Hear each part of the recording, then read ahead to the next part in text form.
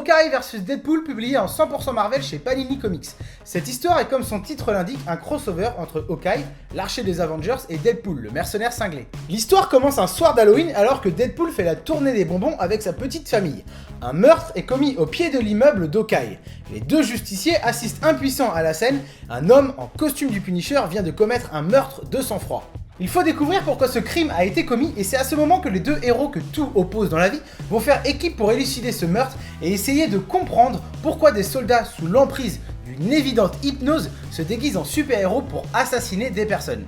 Qui tire les ficelles et quelles sont les revendications? Voilà une bonne histoire d'enquête policière avec deux héros déjantés à découvrir, lire et relire. Et ce que j'aime surtout dans ce comics, c'est l'humour. Il est présent du début à la fin avec des répliques cultes sur les événements récents chez Marvel, à se tordre de rire tout seul devant son bouquin. Seul bémol pour les novices, l'histoire s'inscrit dans la continuité des séries régulières des deux personnages. Si vous n'avez pas lu la série kiosque de Deadpool et les 100% d'Hawkeye, vous risquez d'être un poil perdu. Mais rassurez-vous, une bonne introduction est faite en ouverture et je vous conseille vivement de la lire pour vous resituer dans le temps. Et après, ça roule tout seul. Bonne lecture. À mon tour de me lancer dans l'aventure avec Rocket Girl, édité chez Urban Comics dans son label Urban Indies. Rocket Girl, c'est scénarisé par Brandon Monclar et dessiné par Amy Reeder. C'est l'histoire de Daeyoung Johansson, une jeune flic ado, oui parce que dans le futur, les flics ce seront des ados car moins corruptibles, qui doit enquêter sur Quantum Mechanics, la plus grosse firme au monde qui semble diriger tout. Pour ce faire, rien de plus simple, elle va remonter dans le temps jusque dans les années 80 et essayer d'enquêter pour comprendre le fin mot de l'histoire.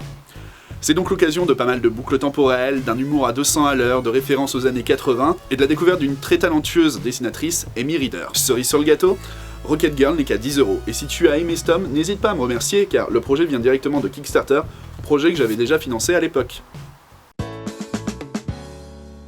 Regardez là, c'est un oiseau?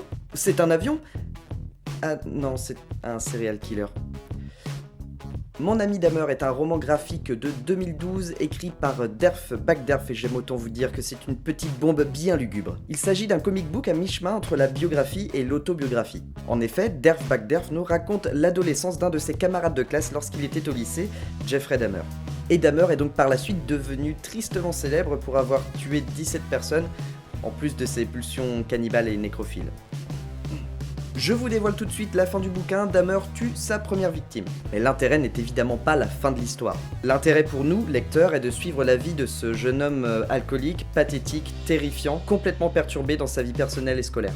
Derf Backderf a écrit ici un récit complètement cathartique. Il avait un réel besoin de raconter cette histoire qui l'a en fin de compte profondément affecté pour pouvoir s'en débarrasser. Backderf précise d'ailleurs qu'il n'a pas écrit ce livre pour trouver une excuse à Dahmer, mais plutôt pour essayer de le comprendre et trouver une explication à ses actes atroces. Il veut aussi mettre en garde contre l'indifférence, surtout lorsque l'humain est le plus vulnérable, c'est-à-dire lors de l'adolescence. Concernant la partie graphique, les dessins sont à 1000 lieues de ce qu'on a l'habitude de voir dans le rayon comics d'une librairie. Son style très personnel ne plaira pas à tout le monde, mais correspond parfaitement à la froideur et à l'esprit torturé de Dahmer. Au-delà du roman graphique, une sorte de making-of est inclus à la fin du bouquin. Backderf nous explique en effet page par page d'où lui viennent les informations qui lui a servi à construire son histoire. Que ce soit de sa mémoire, de celle des autres, des rapports du FBI ou des articles de journaux, ou encore du livre qu'a écrit le père de Jeffrey Dahmer. Backderf a été chercher les informations et les a recoupées de manière très scientifique. Les modifications de la réalité qu'on peut trouver sont là pour donner du rythme à l'histoire et ou pour résumer certains passages. Mais ces moments altérés sont précisés par Backderf la plupart du temps. En tout cas, une chose est sûre, la réalité dépasse souvent la fiction et mon ami Dahmer en est un parfait exemple. Derf Backderf nous livre un récit tragique et terrifiant qui a de grandes chances de vous retourner les tripes. À lire, absolument.